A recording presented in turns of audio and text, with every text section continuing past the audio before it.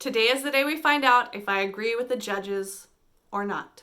I don't have any bets placed on tonight's winners or losers, although, I am definitely hoping that the books that I loved get chosen because I want to be 3 for 3 in my categories. Tonight is Edgar Award night. Tonight they are going to reveal the winners of all the Edgar Award categories. I read through all of the books in the Best Paperback Original category, all of the books in the Best Novel category, and all of the books in the Best Debut Novel category. If you haven't watched those videos, you can go watch them now or you can watch them after this reaction video. The Edgar Awards are put on every year by the Mystery Writers of America. I am not associated with them in any way. I am just a mystery, thriller, suspense reader, writer, lover of all things mystery genre, which is what the Edgar Awards celebrate. They spotlight the best in the genre. And there are a lot of other categories, not just the fiction categories that I read. There are true crime categories, screenplay categories, and even some additional fiction categories like the Sue Grafton Award and the Mary Higgins Clark Award. Maybe next year I'll feel even more ambitious and read through even more of these categories. But for this year, I just read through 3 of the categories, which was actually quite a lot.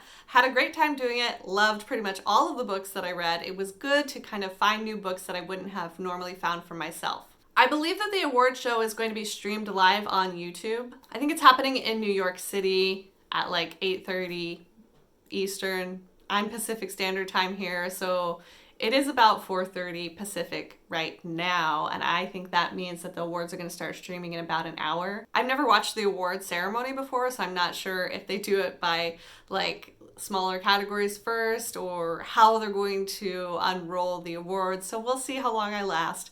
We're going to order some takeout. Maybe I'll make my husband watch it with me. Oh no, not the boring book awards again. I feel like publishing is missing out on an opportunity by not really like doing up these award shows, right? Just kind of, they really need to up the production value of these, and then I think people would be interested. Like, let's, do a big book Oscars and really get people involved and people excited about it. Honestly, this live stream is unbearable. So I'm just gonna turn it off and then check in with Twitter when the winners are announced. I can't with this live stream. It's not. Wait, they fixed the sound. Maybe I'll keep watching. Fought on the front lines for every. I better finish recording this while I still have some light left, but oh my god.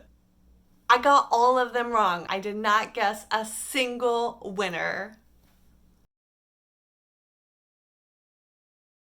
Which one do I think will take home the prize for Best Paperback Original? This is a very hard choice. If it were me, if I were the one picking, I would pick The Lighthouse Witches by C.J. Cook. There was a moodiness to it, that writing was atmospheric, so yeah, The Lighthouse Witches by C.J. Cook, that's my winner. That's the one that I would pick. That's the one I'm keeping my fingers crossed for. So apparently my tastes are very different than the judges' tastes. For Paperback Original, Bobby March Will Live Forever by Alan Park won. I'm not mad about that choice. I am a little confused because I do feel like because it's the 3rd book in a series, it was kind of hard to get engaged with the characters. That being said, it was a very good police procedural. I really enjoyed the elements of it being set in Glasgow during the 70s. And I enjoyed the characters and the kind of everyday mundane way that the main character, the main detective character, moves through the world. I wasn't completely riveted by this book, but I did enjoy it, and I did want to go in and read the rest of the series. So congratulations to Alan Park for Bobby March Will Live Forever. Well deserved. Good book.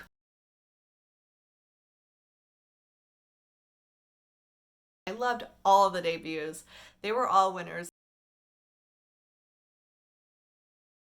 There was not a bad one in the bunch. I wasn't expecting to love all 5 of them. Let's just give them all a medal. I'm picking The Damage. I think The Damage by Caitlin Warrer is the winner of the debut novel category. I knew I was going to be happy no matter who won this award, and indeed, I was so excited. Dear Season by Erin Flanagan won, and yes, well deserved. And what I love about this win is that this is a book that was published by a small press and probably deserves more attention and more readers and more press than it has been getting. So I'm so excited that that book won because it was just a really intricate character study. It's set in this small town in Nebraska and this tragedy happens. This girl goes missing and the town kind of turns on itself and turns on each other. And you have this main character who's really kind of cantankerous and really interesting.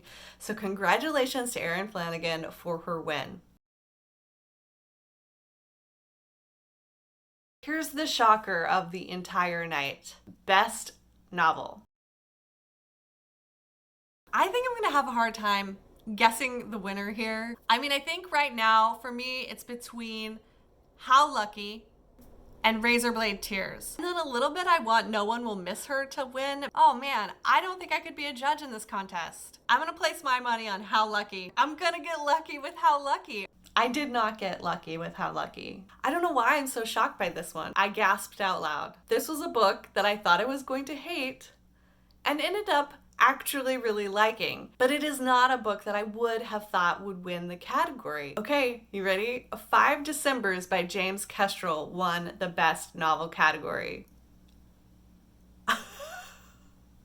My face is not because the book was bad. I actually really liked the book. It was a great hard-boiled detective novel with a little bit of romance thrown in. I love the setting, being set in Hawaii during World War II, during the Pacific Theater of World War II.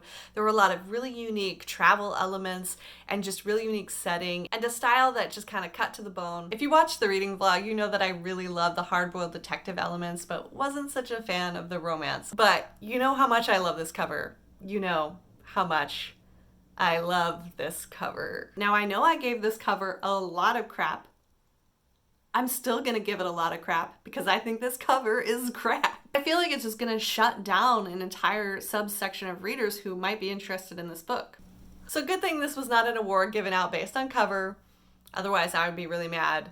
But the inside of this book is well deserving of this award. So congratulations to James Kestrel for 5 Decembers.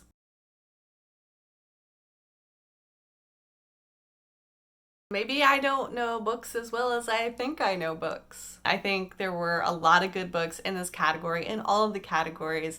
They wouldn't be nominated if they weren't good books. All 3 of these categories had a lot of strong contenders, a lot of strong books, a lot of well-deserving writers, and a lot of well-deserving stories. This is a great lesson in like how subjective reading and books and book awards are. I had a whole lot of fun reading through the Edgar Award nominees for 2022. I hope these videos inspire you to go and read some of these books yourselves because y'all, they were real good. There were a lot of winners in this bunch. And if I'm still around on YouTube next year, I'm definitely doing this project again because I had such a great time finding all these new mystery novels that I had never really heard of and kind of exploring the genre a lot more and getting to know a lot of new writers and stories that I wouldn't have otherwise picked up. No one is a loser here, not even me. So congratulations to all the nominees, to all the winners, to everybody who gets up every morning and writes. You're all winners in my book. Thanks for watching. I'll see you next time.